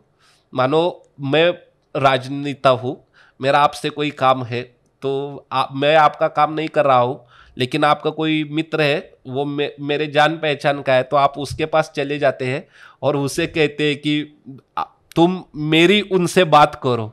उसे वसीलेबाजी कहा जाता है मराठी में। अप्रोच, हाँ अप्रोच, जो भी आपको ठीक लगे। हाँ जैक लगवाना। तो ये जैक, ऐसा नहीं चलेगा। अगर राज्यकर्ता ऐसा करते रहेंगे तो प्रशासन नहीं बनेगा। अगर आपको अच्छा प्रशासन बनाना है तो ये सब कंप्लीटली स्टॉप, नहीं चलेगा, बिल्कुल नहीं चलेगा। तो ये जो स्नेह और दंड, स्नेह, अपने लोगों को प्यार से मिलिए, उनके साथ अच्छी बातें कीजिए, मित्र बनाइए, दंडित जिसे दंडित करना है उसे दंड दीजिए। तो जो ये एक तो बात हो गई, पैसे की बात कर ली, इकोनॉमी की बात कर ली, लेकिन इसमें एक बात आती है कि जो आर्मी का जो ऑर्गेनाइजेशन है वो शिवाजी महाराज का कितना बेहतर था या कितना अलग था उनके कंटेम्प्रेरीज जो आर्मीज थी उसके कंपैरिजन में, या उनके मराठा जो सक्सेसर्स थे उनके कंपैरिजन में भी? मेडिवल हिस्ट्री में आर्मी जो बनती थी, जो जागीरदार थे या मुगल मनसबदार थे, उनको सैन्य रखना पड़ता था। जागीरदार के अंडर जितनी भी आर्मी होती थी उतनी उसे जागीर मिल जाती बादशाह से। लेकिन जागीर एक ऐसा ऑफिस था जो कभी भी बादशाह वापस ले सकता था। जागीरदार दूसरा एक रिबेलियन करने की शंका हमेशा रहती थी कि जागीरदार किसी के खिलाफ रिबेलियन कर देगा। क्या होता था कि कोई भी ये मनसबदार हो या जागीरदार हो, उसके अंडर जो आर्मी होती थी उस आर्मी की जो सैलरी है उस जागीरदार को देनी पड़ती, और वो जो खर्चा है वो खर्चा जागीरदार कैसे निकालेगा, उसके लिए उसे जागीर दी जाती। जागीर बादशाह कभी भी वापस ले सकता था, और जागीरदार को पूरे देश में या कहीं पे भी डिप्यूट किया जाता था, उसकी ट्रांसफर होती थी। जागीरदार एक राज्य को छोड़ के दूसरे राज्यों के साथ हाथ भी मिलाए तो उसकी पूरी आर्मी उसके साथ चलती थी। ये सब ड्रॉबैक्स शिवाजी महाराज जानते थे, और उन्होंने जागीर सिस्टम बिल्कुल भी शुरू नहीं की और कंप्लीटली एबॉलिश की। ही कंप्लीटली फिनिश्ड जागीरदारी सिस्टम। ठीक है। और उन्होंने मनसबदारी सिस्टम भी नहीं अपनाई। मनसबदारी सिस्टम भी वही थी, किसी भी मनसबदार को दो अस्पा से है अस्पा 2 रैंक दी जाती थी। 2 अस्पा से अस्पा नहीं, एक जात रैंक और सवार रैंक। जात रैंक जो होती थी उससे आपका स्टेटस बनता था कि आपको सैलरी कितनी मिलनी है, और सवार रैंक जो होती थी उससे आपको कितना सैन्य रखना है। अगर आप अपनी ही जागीर में डेप्यूट किए गए हैं तो आपको सवार रैंक जितनी भी थी 1/3 सैनिक रखने पड़ते। अगर आप अपनी जागीर के बाहर डेप्यूट किए जाते तो आपको सवार रैंक जितनी थी उसके 1/4 सैनिक रखने पड़ते। अगर वो आप खुद ही रिक्रूट करते थे सैनिकों को। हाँ, और अगर आपको बल्क और बदख्शन जो आज के पाकिस्तान और अफगानिस्तान के बीच है वहां पे डेप्यूट किया जाता तो आपको आपकी जो सवार रैंक है उसके 1/5 सैनिक रखने पड़ते। ठीक। तो जागीर सिस्टम के जो ड्रॉबैक्स थे वो शिवाजी महाराज जानते थे। उन्होंने पहली बार ये जागीर सिस्टम कंप्लीट एबॉलिश की। जागीर सिस्टम फिनिश, जागीर सिस्टम नहीं चलेगी। कोई भी किसी के ऊपर निर्भर ना रहना पड़े। हाँ, सैनिकों के लिए। हाँ, सैनिक डायरेक्टली छत्रपति जी के कंट्रोल में होना चाहिए। आप समझ गए, तुरंत समझ गए कि हाँ, कोई ये सीधा साधा सैनिक मिडल मैन नहीं होना चाहिए। नहीं, सीधा साधा सैनिक हो या उनका कमांडर इन चीफ हो, वो सीधा सोल्जर है, उसकी लॉयल्टी है वो छत्रपति जी के साथ होनी चाहिए। छत्रपति शिवाजी महाराज से वो जुड़ा है। हर किसी आदमी को, जो भी ये सैनिक हो या एडमिनिस्ट्रेटिव ऑफिशियल हो या फोर्ट के ऊपर कोई अधिकारी हो, कोई भी हो, हर एक महीने के बाद उसे तनख्वाह दी जाती। वरात कहते थे। बाय ऑर्डर आपको ट्रेजरी पे जाना पड़ता, वो ऑर्डर आपको वहाँ पे दिखानी थी, और आपकी सैलरी आपको हर महीने के खत्म होने के बाद शुरू में, नए महीने के शुरू में आपको मिल जाती। मैं सिर्फ एक ही बात बताता हूँ, वो सबसे महत्वपूर्ण है। जब कोई एक सीधा मुगल सोल्जर 5-10 औरतों को अपने साथ लिए पूरे देश में घूमता था, उस समय शिवाजी महाराज के सैनिकों के लिए उनका एक नियम था। सैनिक अपनी आर्मी में किसी भी सैनिक को अपनी बीवी बच्चों को नहीं लाना है, किसी भी औरत को अपने साथ नहीं रखना है। इसका फायदा क्या हुआ? Mobility and speed, free movement. French doctor था, उसका नाम था मार्टिन। उसने 1677 में मराठा आर्मी को स्वयं देखा है और उसने ये बात लिखी है, there were only 2 tents with simple cloth, one for Shivaji Maharaj himself and one for his ministers, and there were no dancing girls women's in the Maratha camp. ये जो बात है कि आपके साथ बैगेज लगेज जितना भी कम रहेगा, आप फ्रीली मूवमेंट करोगे। आपके ऊपर किसी ने भी हमला किया, आप तुरंत उसका उत्तर दे सकते हैं या वहां से निकल सकते हैं।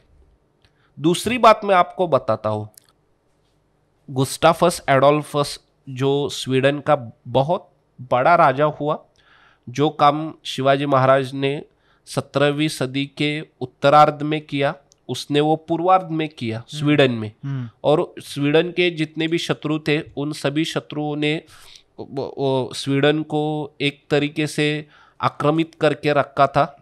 गुस्टाफस एडोल्फस ने पूरे देश को स्वतंत्र किया। उसकी जो स्पीड थी, स्पीड उससे प्रभावित होके और शिवाजी महाराज की आर्मी की स्पीड देख के एबे बार्थलेमी कैरे नाम का एक फ्रेंचमन ट्रैवलर आया था 1672 में। ये एबे कैरे ने शिवाजी महाराज की तुलना, कंपैरिजन इस गुस्टाफस एडोल्फस के साथ की है। वैसे भी उनकी तुलना Alexander the Great, Julius Caesar, Hannibal और सर्टोरियस, ये विश्व के 4 सबसे श्रेष्ठ सेनानी उस समय के रह चुके हैं। इन सभी ग्रेटेस्ट जनरल्स के साथ शिवाजी महाराज की तुलना की गई है, जो भारत में और किसी भी राजा की तुलना नहीं की गई है। इससे उनकी जो महानता है वो हमें दिखाई देती है। कोई भी बात हो शिवाजी महाराज पे और अफजल खान का जो एपिसोड है उस पे बात ना हो तो मज़ा नहीं आता तो वो, क्योंकि उसमें बुद्धिमंत जो है और जो साहस है, हर जो क्वालिटी है शिवाजी महाराज की, वो उसमें प्रतीत होती है। तो उस एपिसोड के बारे में थोड़ा बताइए कि आप क्या सोचते हो उसके बारे में। मैं शॉर्ट में बताता हूँ। शॉर्ट में अफजल खां जो था, वो अफजल खां बीजापुर दरबार का फर्स्ट रैंक जनरल था, बहुत बड़ा जनरल था। अफजल खान ने बड़े बड़े राजाओं को परास्त किया था। अफजल खां में कुछ खूबियाँ थी, खूबियाँ आप जो भी कहे। वो जहाँ भी जाता, गांव जो रहते थे उन गांव को अपना नाम दे देता। आज भी कर्नाटक में अफजलपुर 2-3 तो अफजलपुर है ही है। महाराष्ट्र में 1-2 ऐसे गांव है जहां पे अफजलपुर या अफजल नगर किया गया। अफजल खान की जो सील थी, सील उसमें जो कुछ पंक्तियां बनी हुई थी वो वैशिष्ट्यपूर्ण थी। अफजल खान अपने बारे में स्वयं क्या सोचता था उससे प्रतीत होता है। उसकी जो सील थी, गर अर्ज कुनत सी पहर अला फजल फुजला व फजल अफजल अजहर मलकी बजाय तस्बीह आवाज आयत के अफजल अफजल।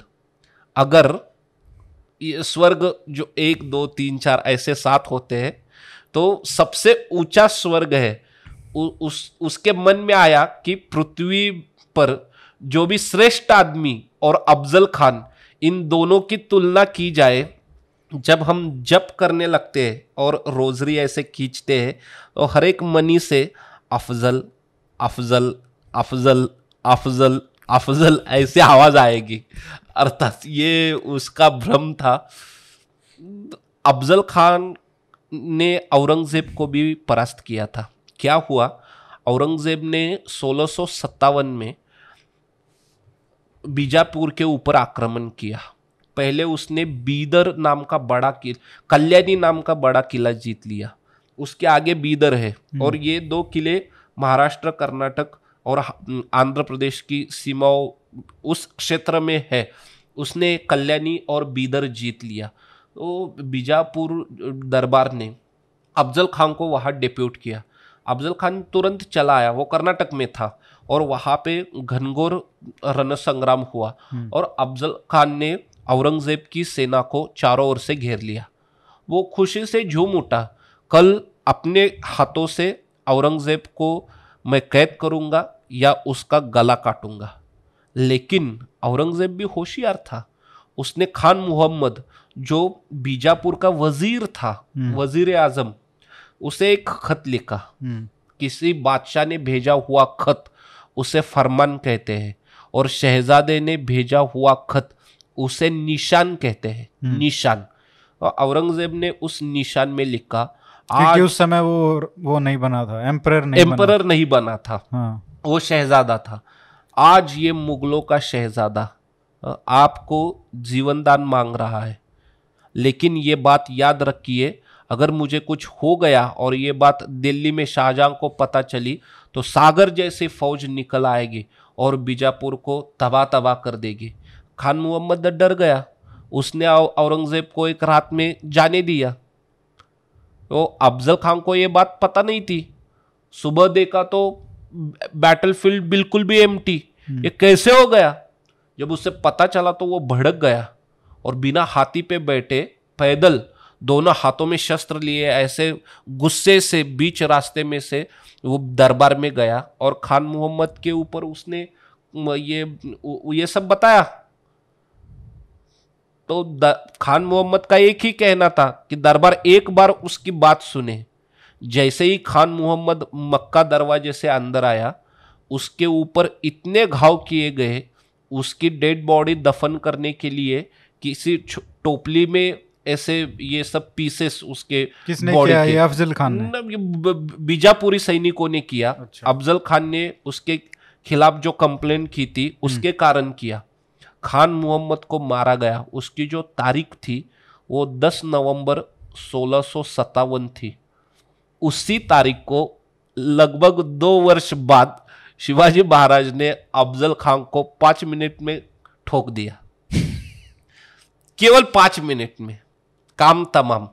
वो पहले से ही सोच, जैसे जिस समय उसने ये डिसीजन लिया कि उसे वाई से, जो सातारा जिले में बड़ा शहर है, वहां से जावली के घने जंगल में प्रतापगढ़ किले पर शिवाजी महाराज से भेंट हेतु जाना है, उसी समय उसकी पराभव तय हुई थी। 5 मिनट में उसका काम तमाम कर दिया।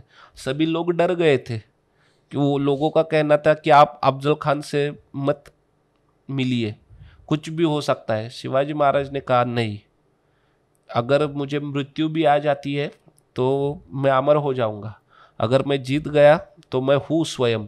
लेकिन शिवाजी महाराज ने कहा कि आप डरिए मत। सभी लोगों से कहा। उनके जो छोटे बेटे थे संभाजी राजे, वो उस समय सिर्फ 2-2.5 साल के थे।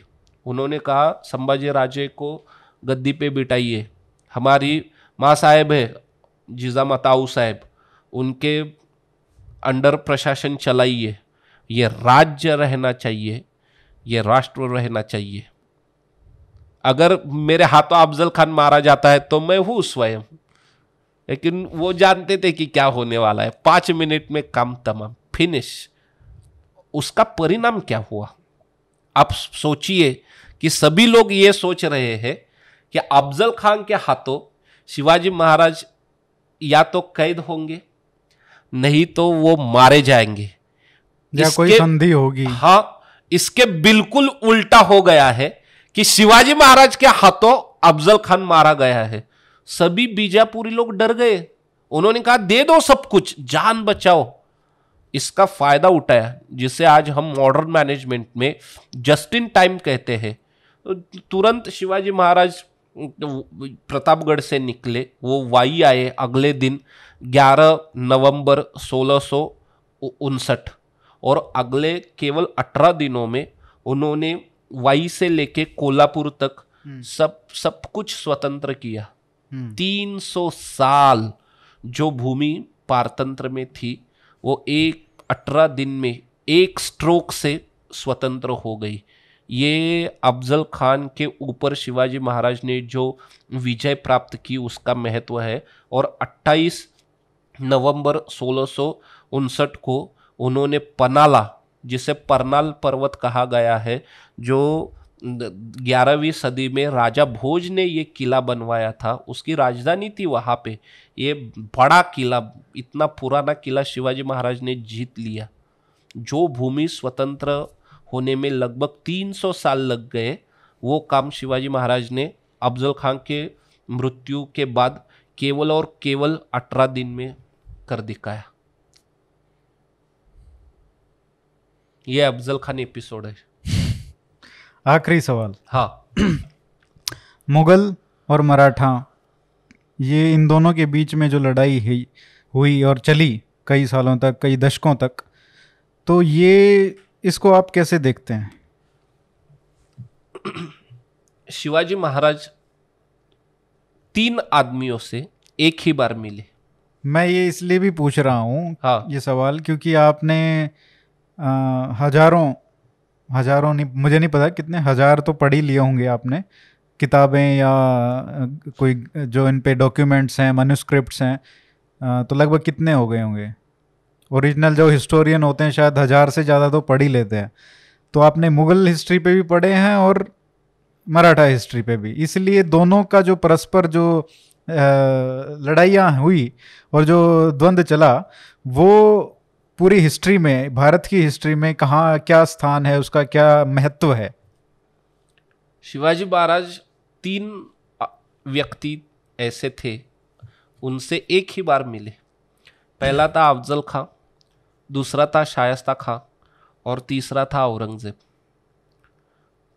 जब वो 1666 को आगरा आए, उन्होंने मुगल साम्राज्य का जो स्वरूप है वो पहचान लिया, और ऐसे साम्राज्य के साथ हमें युद्ध करना है, दीर्घकालीन युद्ध करना है, तो शस्त्र से ही इन्हें उत्तर देना पड़ेगा। हिंदुओं का धार्मिक छल, मंदिर गिरवाना, हिंदू व्यापारियों के ऊपर ज़्यादा टैक्सेस, जिजिया हिंदुओं के ऊपर, इन सभी से लोगों की मुक्ति करनी है तो कुछ करना पड़ेगा। और ऐसे साम्राज्य के खिलाफ, विरुद्ध हमें कुछ करना है तो वो शस्त्र बल से ही करना पड़ेगा। उनको कैद कर लिया गया। बुद्धि चातुर्य से उन्होंने अपने आप को आगरा के कैद खाने से छुड़ाया और वो महाराष्ट्र लौट गए।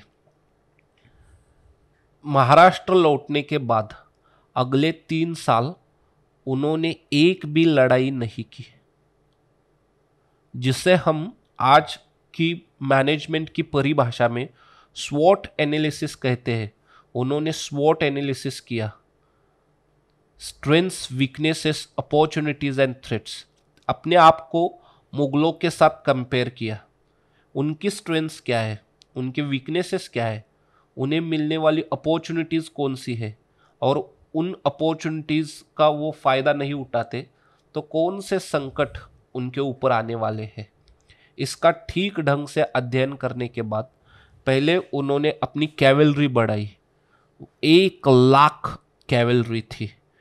इन्फंट्री बढ़ाई, 1 लाख इन्फंट्री थी।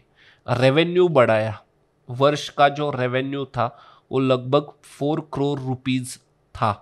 और एक समय उनके मन को ऐसा लगा कि हम अब मुगलों के खिलाफ एक दीर्घकालीन युद्ध के लिए तैयार हुए हैं।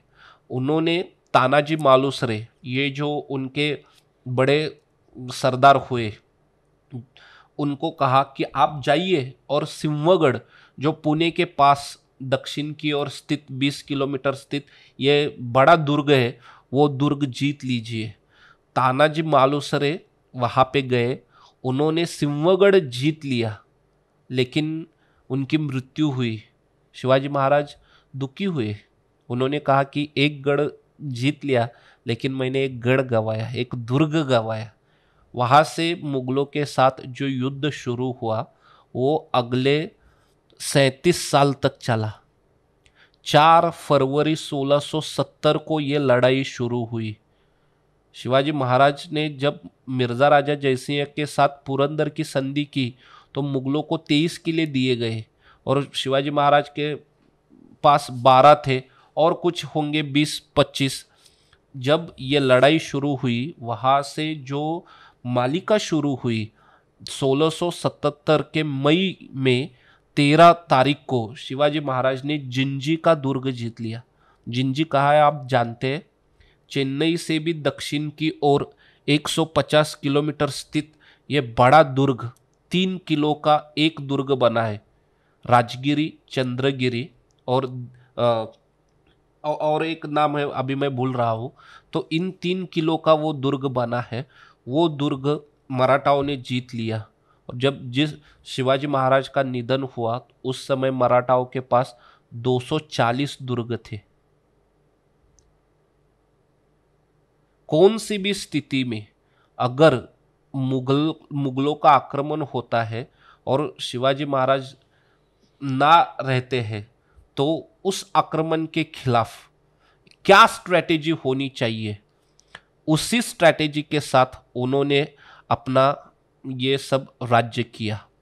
ये 10 साल शिवाजी महाराज का नेतृत्व, शिवाजी महाराज के मृत्यु के बाद छत्रपति संभाजी महाराज का नेतृत्व, 9 साल उनकी राजकीय कारकिर्द रही। उनकी मृत्यु के बाद उन्हें जिस तरीके से मारा गया, सभी मराठा एक मन में ठान लिए कि कुछ भी हो हमें मुगलों को परास्त करना है, औरंगजेब को परास्त करना है। अगले 11 साल छत्रपति राजाराम महाराज के नेतृत्व में और अगले लगभग 7 साल महारानी तारारानी साहेब उनके नेतृत्व में मराठा औरंगजेब के विरुद्ध जूझते रहे। 1689 में मराठाओं की राजधानी रायगढ़ भी मुगलों ने जीत लिया। फिर भी मराठा थके नहीं, झुके नहीं, रुके नहीं। उनका राजा मारा गया, उनकी राजधानी चली गई, उनकी भूमि तक छीन ली गई, लेकिन फिर भी वो मुगलों के खिलाफ जूझते रहे। और 20 जनवरी 1706 को औरंगजेब नगर लौट गया। लगभग 25 साल बाद 1682 में 15 मार्च 1682 में वो औरंगाबाद आया था। वहाँ से 20 जनवरी 1706 को वो नगर लौट गया। नगर के पास भिंगार है। वही एक साल बाद उसकी 20 फरवरी 1707 को मृत्यु हुई। और ये जो दीर्घकालीन संघर्ष चला मराठा और मुगलों के बीच, ये औरंगजेब की मृत्यु के पश्चात मुगलों की हार के साथ और मराठाओं की जीत के साथ समाप्त हो गया। 37 इयर्स। विश्व में ऐसा कोई भी देश नहीं होगा, ऐसा कोई भी पक्ष नहीं होगा कि जो अपनी मातृभूमि का, अपने देश का संरक्षण करने के लिए इतने वर्ष तक संघर्ष कर रहे हैं लोग। 37 इयर्स। आप क्या कह सकते हैं? कॉर्पोरेट प्लानिंग तो 5, 10, 15, 20 साल की होती है। 37 इयर्स। लेकिन मराठाओं ने अंत में औरंगजेब को परास्त किया और जीत प्राप्त की। ये मुगल मराठा संघर्ष है और इसी दृष्टिकोण से हमें इस संघर्ष को देखना चाहिए। एक ही उदाहरण बताता हूं और हम यहाँ पे रुक जाएंगे। एर्नोल्ड टॉयम्बी नाम का एक बड़ा हिस्टोरियन हुआ। स्टडी ऑफ हिस्ट्री बहुत अच्छे वॉल्यूम से बहुत सारी संस्कृतियाँ विश्व में बनी, लगभग 20-25 संस्कृतियों का अभ्यास करने के बाद अर्नोल्ड टॉयम्बी ने एक थियरी डेवलप की। उस थियरी का नाम था challenge and response theory. Arnold Toynbee ने कहा था कि किसी भी समाज को एक चैलेंज को फेस करना पड़ता है और वो समाज, वो देश या वो संस्कृति उस चैलेंज को कैसे फेस करती है, उस चैलेंज रिस्पॉन्स करती है, रिस्पॉन्स देती है, उससे उस समाज का भविष्य निर्भर होता है। भारतवर्ष ने वो जो चैलेंज फेस किया, वो चैलेंज है औरंगजेब की पॉलिटिकल करियर, जो 5 जून भी नहीं, उसके पहले 21 जून 1658 में शुरू हुई। औरंगजेब ने अपना नॉमिनल कोरोनेशन किया, अपने आप को बादशाह घोषित करने के लिए। वहां से जो उसकी करियर शुरू हुई as an emperor of the Mughal empire, और 20 फरवरी 1707 को उसकी करियर खत्म हुई। ये जो 49 ईयर्स ऑफ औरंगजेब्स रीन है, इसको अगर हम देखें चैलेंज स्वरूप, तो रिस्पॉन्स क्या है? मराठाओं ने औरंगजेब के विरुद्ध जो दीर्घकालीन संघर्ष किया और उसे परास्त किया, ये चैलेंज एंड रिस्पॉन्स है। अगर आप सोचिए मराठा वो रिस्पॉन्स नहीं देते तो क्या हो जाता? भूषण ने कहा ही है, चक्रवर्ती चकता चतुरंगिनी चारिहु चापी लई दिसी चक्का, भूप दुरीन दुरे भनी भूषण एक अनेकन बारिदी नक्का, औरंग शाही को शाही के नंद लर्यो, शिव शाही के बजाय के डंका, सिंह की सिंह चपेट सहे गजराज का धक्का। ये भूषण का छंद है। क्या मतलब है? हाँ, अभी हम ब्रज भूमि में ही बैठे हैं, तो आपको मतलब तो मालूम होना चाहिए। ये ब्रज भूमि नहीं है। नहीं है, अरे ये इंद्रप्रस्थ है। अच्छा, ये इंद्रप्रस्थ फिर भी ब्रज भूमि के पास है, तो आपको थोड़ा थोड़ा पता होना चाहिए। उसने कहा ये जो चंगेज खान का वंशज है औरंगजेब, इसके विरुद्ध मराठा कैसे युद्ध कर रहे हैं। शाहजी राजा के नंद यानी कि शिवाजी महाराज, इनका ये जो संघर्ष है, ये संघर्ष ऐसा है कि मुगल सभी ओर फैले हैं, फिर भी मराठाओं का डंका बजाते हुए मराठा शस्त्र से मुगलों के विरुद्ध अपनी लड़ाई कर रहे हैं। मराठा कैसे लड़ रहे हैं? एक हाथी का धक्का एक हाथी सहन कर सकता है, एक सिंह के पंजे की फटकार एक सिंह ही सहन कर सकता है। उसी पद्धति से मुगलों का और इस देश के शत्रुओं का पराभव सिर्फ और सिर्फ शिवाजी महाराज और उनके अनुयायी कर सकते हैं। ये इसका सरल अर्थ है। आपको भूषण के सारे छंद याद हैं क्या? लगभग 250 से भी ज्यादा तो मैंने रटे हैं। कुछ और सुनाइए फिर तो, और भी बढ़िया होगा कुछ। इंद्रजिमी जंपर तो सबने सुना है। हाँ, वो तो बहुत पॉपुलर है।